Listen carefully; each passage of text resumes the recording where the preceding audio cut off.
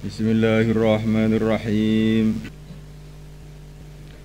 Wa an Ka'b bin Ujrah radhiyallahu ta'ala qala Rasulullah sallallahu alaihi wasallam uhdurul mimbar. Hadirlah kamu semua ke mimbar. Fa hadarna, maka kami pun hadir ke dekat mimbar.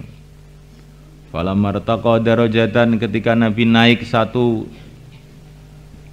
tingkatan dari mimbar, karena tingkatan mimbar Nabi itu 3. Qala, maka baginda mengatakan amin. Falamma martaqa darajatan tsaniyah, ketika dia naik tingkatan yang kedua dari mimbar beliau, qala, maka beliau mengatakan amin. Falamma martaqa darajatan tsalitsah, ketika dia naik ke tingkatan yang ketiga, qala, maka beliau mengatakan amin. Falamma nazala, ketika beliau telah turun, kulna, maka kami mengatakan ya Rasulullah,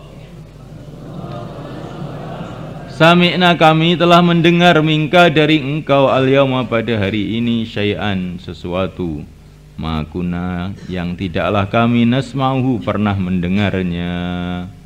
Hari ini kami telah mendengar sesuatu yang kami tidak pernah mendengarnya dari engkau.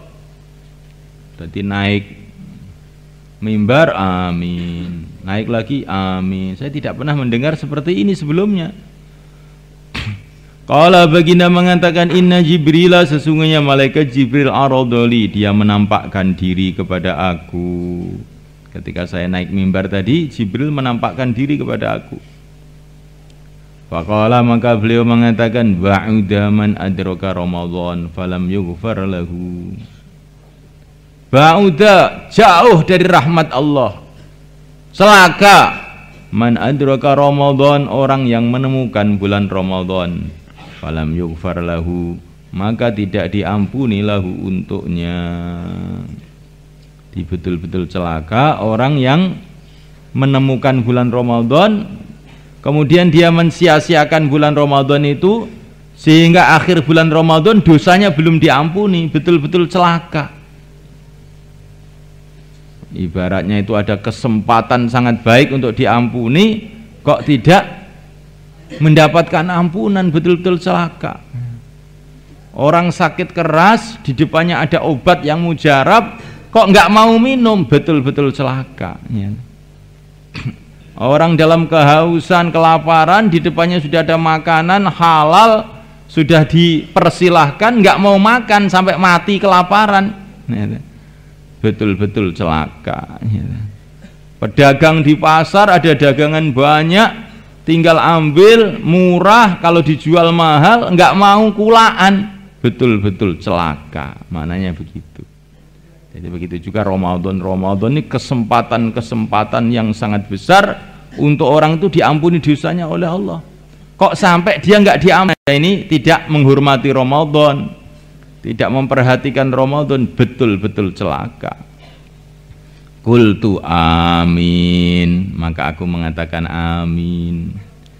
Falamma raqitu tsaniya, ketika aku naik ke tingkatan yang kedua, qala, maka Jibril mengatakan ba'uda man dzukirta indahu, celaka orang yang engkau disebut di sisinya. Falam yusolli alaik, kemudian tidak membaca salawat alaika, atas engkau. Allahumma sholli wa sallim wa barik alaih.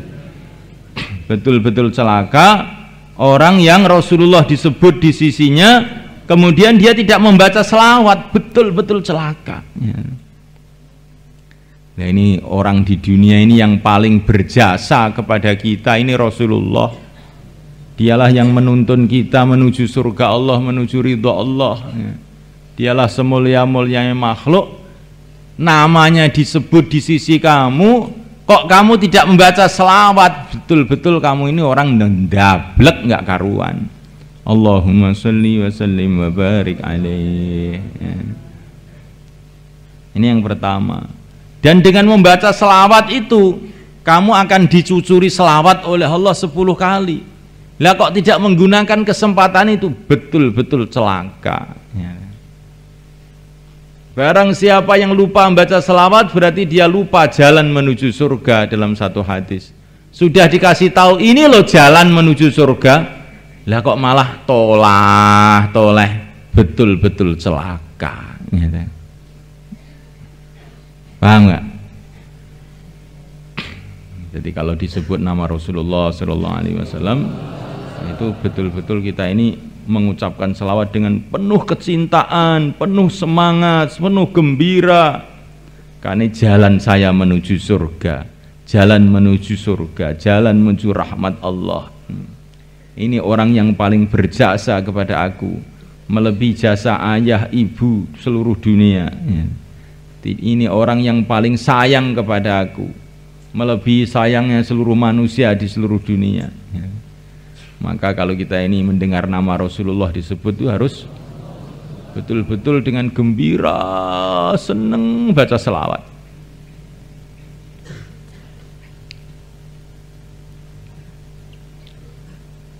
Fakultu amin. Falamma raqitu tsalisa, ketika aku naik ke tingkatan yang ketiga, qala maka Jibril mengatakan ba'uda man adraka abawayhi.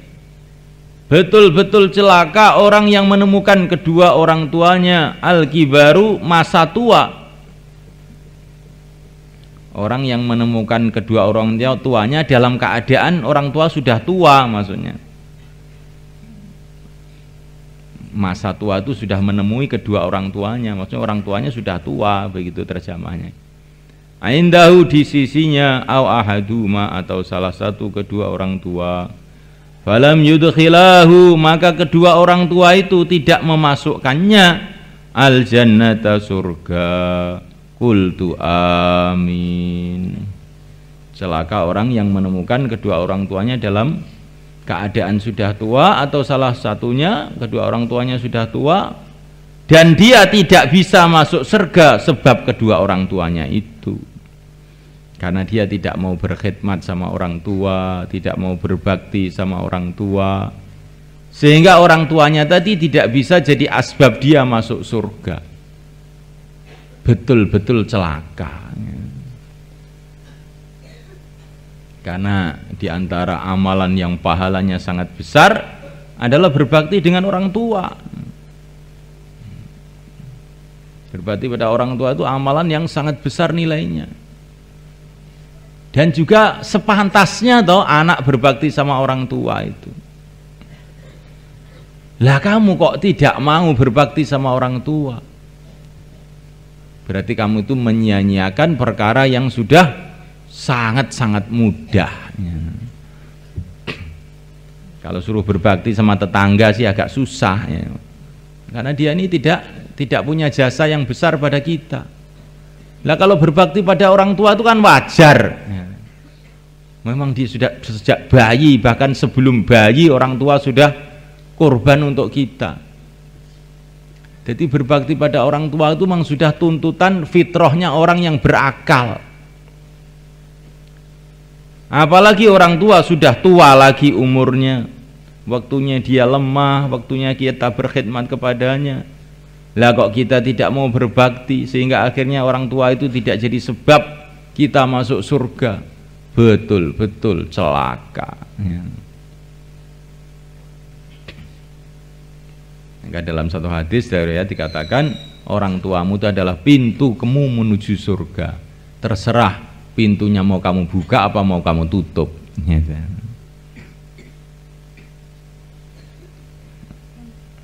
Tapi tentu saja orang tua itu harus kita berbakti kepadanya, kita harus ikram kepadanya, selagi orang tua itu tidak menyuruh kita kepada kemaksiatan. Wa in jahadaka ala an tusyrika bima laysa laka bihi ilm fala tuti'huma wa sahibhuma fid dunya ma'rufa. Kalau kedua orang tua kamu itu memaksa kamu untuk berbuat syirik, jangan kamu ikuti, tapi tetap juga berbuatlah baik kepada orang tua kamu selama masih di dunia ini.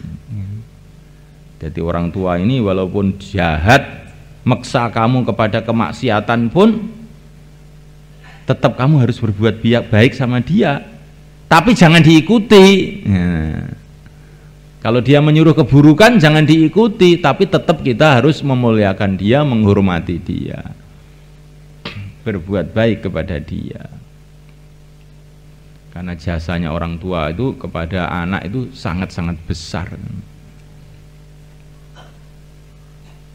Dan tidak akan bisa dibayar oleh anak itu dengan apapun. Walaupun kamu sudah khidmat seumur hidup untuk orang tua toh, belum bisa memenuhi jasanya orang tua. Karena orang tua itu dulu memelihara kita dengan harapan ya, semoga ini anak ini selamat, umur panjang, jadi besar, jadi sukses. Tapi kalau anak memelihara orang tua ini tidak seperti itu ya. Dengan harapan kapan nih orang tua ini mati ya. Iya ya. Cintanya orang anak kepada orang tua itu kebanyakan itu hanya cinta karena ingin dapat manfaat dari orang tuanya. Bisa minta duit ya, kepada orang tuanya. Tapi kalau cintanya orang tua kepada anak itu ingin korban untuk anaknya, ingin semua uangnya dikasihkan anaknya, ingin semua rumahnya kasihkan anaknya. Tapi kalau anak, kalaupun mau korban supaya nggak dimarahi nanti dikasih duit, maka tidak bisa dibandingkan pengorbanan anak untuk orang tua dengan pengorbanan orang tua untuk anak, nggak bisa dibandingkan, langit sama bumi. Kalaupun dulu ibu saya gendong saya 2 tahun, sekarang ibu saya sudah tua kan saya gendong 2 tahun, berarti sudah 0-0. Oh nggak bisa gitu. Ibu kamu dulu gendong kamu 2 tahun itu dengan penuh sayang, didoain supaya umurnya panjang ya. Kalau umpama kamu itu ibunya sudah tua, kamu gendong 2 tahun, mesti nggak begitu, dengan penuh sumpek kamu gendong ibu kamu. Jadi jasanya orang tua itu nggak akan bisa dibayar oleh anak. Maka kalau kita nggak bisa membayar, minimalnya itu tiap habis sholat anak itu mesti doa untuk kedua orang tua agar dosa-dosanya diampuni oleh Allah.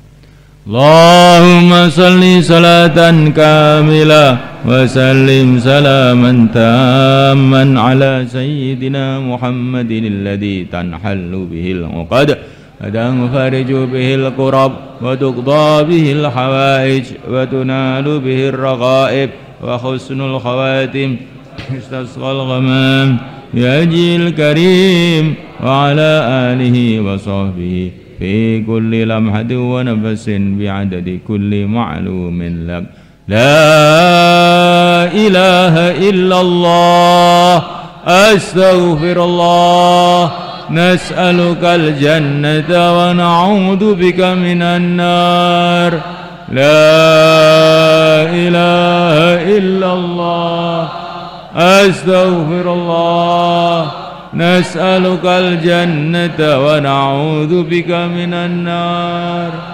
la ilaha illallah astaghfirullah nas'alukal jannata wa na'udzu bika minan nar.